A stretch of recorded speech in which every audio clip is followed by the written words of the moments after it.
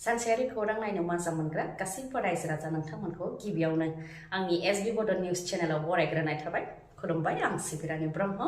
बे चेनेलनि गेजेरजों सानफ्रोमबो सानसेयारि खौरांखौ फोसावनाय जायो।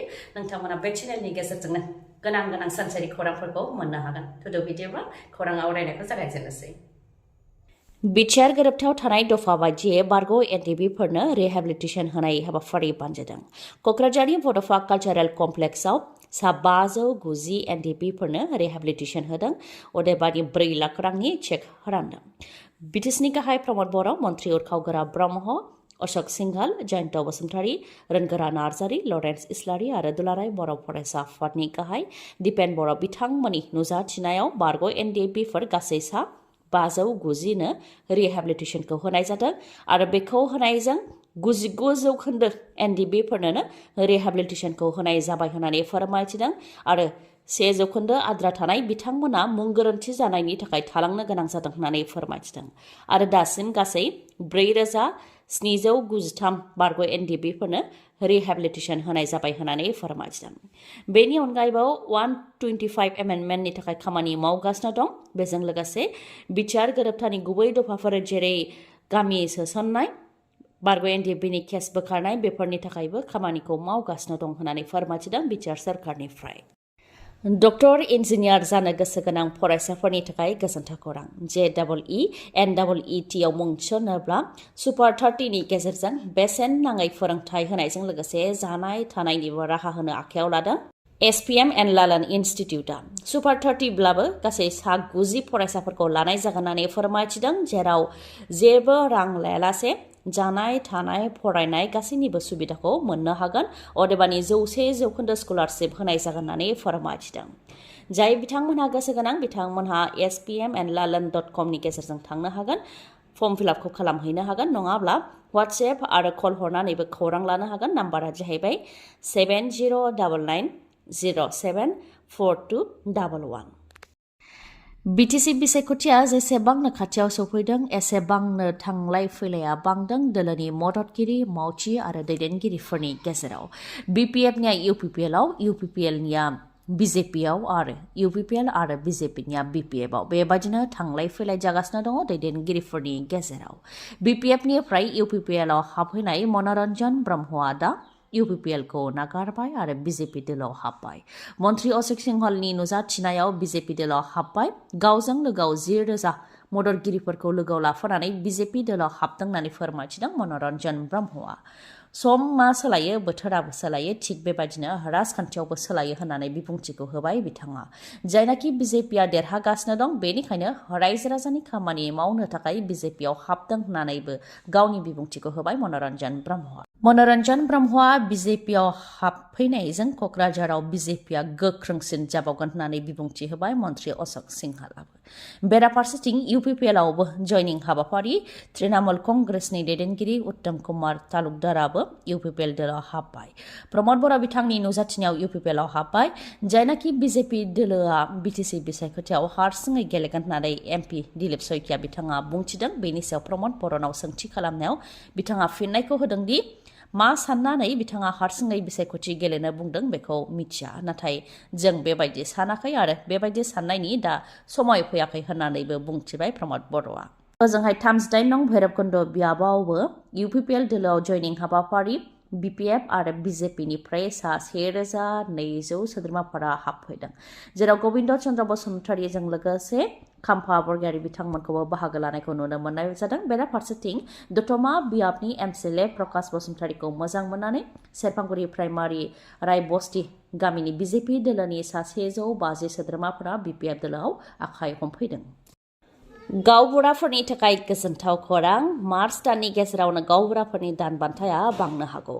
गावबुराफोरनि दान बान्थाखौ बांहोनो थाखाय गावबुराफोरनि गौथुमा मन्त्रि केशव महन्तजों अदेबानि आसाम सोरखारजों सावरायदोंमोन, जेराव मार्च एप्रिल दाननि गेजेरावनो गावबुराफोरनि दान बान्थाखौ बांहोनाय जागोन होननानै रादाय होदों होननानै फोरमायथिदों। बेनिखायनो गावबुराफोरनि दान बान्थाया बांगोनखौ आसा खालामनो हायो होननानै फोरमायथिदों। बेनि अनगायैबो रिटायार जानायनि समाव खेबसे अनसुंथाइ होनायखौबो 3 पेजआव होनायनि रादाय होदों। बेनि अनगायैबो गावबुराफोरनि थाखाय गाहाय मावख' लुनो थाखाय 4 मेम्बारनि कमिटिबो दानानै होदों होननानै फोरमायथिदों गावबुरा गौथुमनिफ्राय। असमिया सल'मा कान्चनखौ बर'आव राव सोलायनानै साहित्य एकाडेमि बान्था मोननो हादों गागि लिरगिरि मुस्रिमा उत्तरा बैसोमुतियारिया। उन्दै समनिफ्रायनो सल'मा फरायनो मोजां मोनोमोन होननानै फोरमायथिदों उत्तरा बैसोमुतियारि बिथाङा आरो असमिया सल'मा कान्चनखौ बर'आव राव दानस्लायनायनि बागै बिथांजोआ फोरमायथिदों दि गुबैयै कान्चन सल'मानि लिरगिरिया अनुप अनुराधा शर्मा पुजारी। क'क्राझाराव जानाय बुक फेयाराव बांसिनै फानजानाय बिजाब जानो हादोंमोन बे सल'माया। सल'माखौ फरायखांनायनि उनाव बर'आवबो राव सोलायनो गोसो जादोंमोन। बे लेखायैनो 2021आव राव सोलायदों होननानै फोरमायथिदों। सल'मानि सायाव सुंद'यै फोरमायथिनाय बायदिब्ला सल'मायाव गुबै आखुथाय मोननाय कान्चना गामिनिफ्राय नोगोराव लाबोजादोंमोन। खामानि होगोन होननानै लाबोजादोंमोन नाथाय उनाव कान्चनखौ आथोनारि अनागार खालामदों। बेनि उनाव बिथाङा साख्रिबो मोनदोंमोन नाथाय कान्चना देलायमांग्रि देवानि बयजोंबो गोरोबग्रा जालांदों जायनि थाखाय स्टाफफोराबो थाट्टा होयोमोन। प्रमोशन होनायनि लब दिन्थिनानै अफिसाराबो बाहायदोंमोन नाथाय उनाव थारलाय गारदों जायनि जाहोनाव कान्चना उनाव मेन्टेलि डिप्रेसन जानो गोनां जादों। बेखौ नुनानै स्टाफफोरा उनाव बिथांनि सायाव अनखांनाय फैदों। सल'मानि मेसेजआ बेनो गामिनिफ्राय सादा सुदा सुबुंफोरा नोगोराव फैयोब्ला लुबैनाया आरो आसाफोरा गोबां जायो नाथाय माखासे लुबैसुला बा गावनिल' सानग्रा सुबुंफोरबो थायो जाय बाहायो। बेनिखायनो लामा आन्दायनानै थानाय सुबुंफोरखौ हेफाजाब होयोब्लासो बिथांमोनहा मोजां लामायाव फैफिननो हायो होननानै फोरमायथिदों बिथाङा। BPF दोलोनि गागि दैदेनगिरिफ्रा साफानि उनाव साफा दोलो एंगारदों। खाम्फा बरगयारी चन्दन ब्रह्म हितेश बसुमतारी बिथांमोननि उनाव मानास सेरफांनिफ्राय खेबनैयै MCLA देरहासार जानो हानाय बारग' MCLA सुभाष चन्द्र बसुमतारी बिथाङा BPF दोलो एंगारबाय आरो BPF दोलो एंगारनायनि लाइजामखौ बिथाङा BPFनि आफादगिरिनिसिमबो गथायनायजों लोगोसे खौरांगिरि मेल हांख्रायनानैबो गासै रायजो राजानोबो मिथिहोदों। 2005 मायथाइनिफ्रायनो BPF दोलोनिफ्राय खेबनैयै MCLA देरहानो हादोंमोन बिथाङा। उनाव धनन्जय बसुमतारीनो टिकेट होनायाव जेबो हेंथा होआखैमोन होननानै फोरमायथिदों। नाथाय मानास सेरफाङाव बायजोनि बिजाथिनो टिकेट होनो नागिरदों जायनि थाखाय रायजो राजाफ्रा दुखु मोनदों आरो रायजो राजाफ्रा ओनसोलनिनो बिजाथिखौ हास्थायदोंमोन होननानै फोरमायथिदों बारग' MCLA सुभाष चन्द्र बसुमतारीया। चन्दन ब्रह्मखौ हमथानानै लाखिनो थाखायबो खावलायदोंमोन नाथाय आंखौसो बिथाङा गाज्रि मोनदों होननानैबो फोरमायथिदों। बेबायदिनो खाम्फा बरगयारी हितेश बसुमतारी बिथांमोनहा दा BPF दोलोखौ एंगारलांदों होननानै बुंथियो बारग' MCLA सुभाष चन्द्र बसुमतारीया। गोथार रामजान सोलिफुबाय थानायनि गेजेरावनो इस्लाम धोरोमनि सुबुंफोरनि गेजेराव गावलायलायनाय जाय मोनसे दावहा बायदि थासारि जादों। दासिम 1000नि गोबां सुबुङा जिउ खोमानो गोनां जाबाय। सिरिया हादराव जादों बे जाथाया। रिपर्टनि बायदिब्ला सिरिया हादरनि बारग' प्रेसिडेन्ट बाशार आसाद जाय बिथांनि नखरनिया सिरिया हादरखौ फ्राय 50 बोसोरफ्राम सालायदोंमोन आरो सोरखाराव थानाय समाव इस्लाम धोरोमनिनो सुन्नी थाखोनिखौ गोबां हाराहास्ति खालामदोंमोन। दा सुन्नी इस्लामिस्ट मिलिटेन्टआ सिरिया हादरखौ दखल खालामखांनायनि उनाव बेनिनो खिथेर होखारगासिनो दङ। सुन्नी इस्लामिस्ट मिलिटेन्टनि मददगिरिफोरा बारग' प्रेसिडेन्ट बाशार आसादनि मददगिरिफोर जायफोर हाराहास्ति खालामबोदोंमोन बिसोरखौ सिनायनानै साफानि उनाव साफा गावथारगासिनो दङ।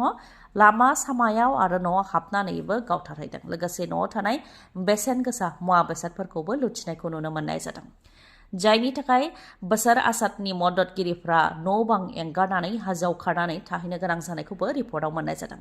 ओजोंहाय बारग' प्रेसिडेन्ट बाशार आसादनि मददगिरि आरो सुन्नी इस्लामिस्ट मिलिटेन्टनि सिकिउरिटि फर्सनि गेजेरावबो गावलायलायनाय जाथाय जेराव सिकिउरिटि फर्सनियानो सा 150नि बांसिना थैनो गोनां जादों आरो सा 300आ हमनानै लाखिजानो गोनां जादों होननानै मिथिहोदों।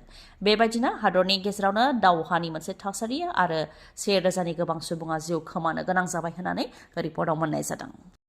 खौरांखौ जोबजासे खोनासंनायनि थाखाय गोजोन्थों। नोंथाङा दासिमबो आंनि SB बड' निउस चेनेलखौ साबस्क्राइब खालामनानै लायाखैबा साबस्क्राइब खालामनानै लानो हागोन। लोगोसे बेल आइकनखौबो क्लिक खालामनो हागोन जाहाथे आं खौरां फोसावनाय लोगो लोगोनो नोंथांनाव गिबिसिन खौराङा सौहैयो। गोजोन्थों।